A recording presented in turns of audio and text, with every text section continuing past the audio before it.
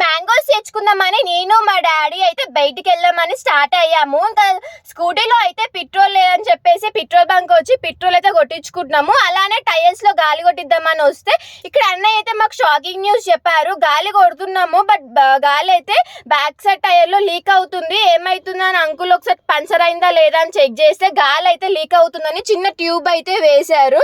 ఇంకా అక్కడి నుంచి మేమైతే మార్కెట్ కి స్టార్ట్ అయ్యాము మ్యాంగోస్ తెచ్చుకుందామని చెప్పేసి. ఇక్కడ మ్యాంగోస్ వచ్చేసి కేజీ వచ్చి 100 రూపీస్ చెప్పారు.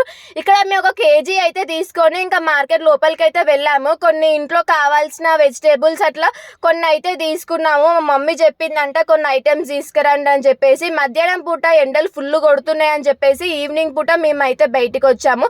అండ్ ఇక్కడ ఈ మ్యాంగోస్ వచ్చేసి 50 రూపీస్ అంట అండి కేజీ. ఇంకా మేము మ్యాంగోస్ కొన్ని వెజిటేబుల్స్ తీసుకొని స్టార్ట్ అయ్యాము. ఇక్కడ రాగానే ఇక సోడా అయితే తాగాము, అలసిపోయామని చెప్పేసి. Please subscribe and bye.